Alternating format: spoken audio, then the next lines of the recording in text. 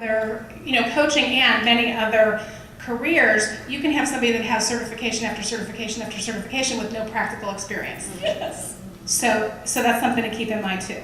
Okay, so we're going to assume now that we've worked through, I love your term, head trash, okay? So we're going to assume that everybody in the room has worked through their trash and they stuck their toe out and they've had a conversation with the coach and they've made the hire. Now here's what happens to me. I don't know about you, and I know you guys have worked with coach.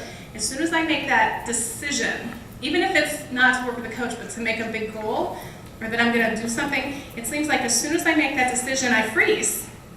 And then all of a sudden I'm like, oh, so it's Thursday at 3 o'clock, I got to meet with that coach on Tuesday at 4.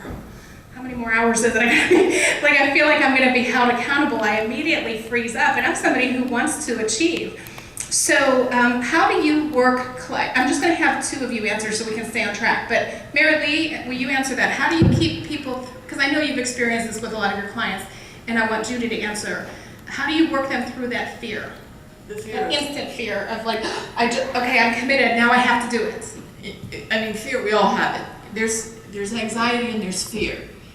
Anxiety is like practicing failure, really, because fear, you think, what are you afraid of? You're afraid a bear is going to bite you, a dog, those are real fears. But the rest of it is this nonsense that goes on in our head that keeps us from moving forward. So what I say is when you are stuck and you're freezing up or you're fearful, you're going to give a presentation, whatever it is, practice it out in your head ahead of time. Step into the storm, sit in the middle of it like a lighthouse with a whirling tornado going around it. The lighthouse isn't going to fall into the water.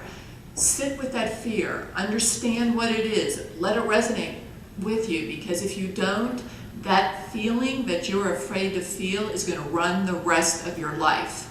So desensitize yourself to it by sitting with it. Sit with it. People, I have a ton of clients that are going through divorce. They're so afraid of the court process. They're so afraid of their husband getting over on them one more time, etc. And it shuts them down to find love again. Don't sit in the middle with, you know what? If things go bad in court today, I'm still alive. I still have great kids, still have a roof over my head. Because then what you start to realize is that fear is out here. It's not alive in here. It's out here. And you can tell it, you know what, I got this one. Because your fear is trying to protect you from failure or whatever else is going on in your head. It's just trying to protect you. It's just part of you. You're never going to get rid of it. You have to coexist with it. And when you can coexist with it, you can ride out the storm and understand that that turmoil is not inside you. Desensitize yourself by sitting with it.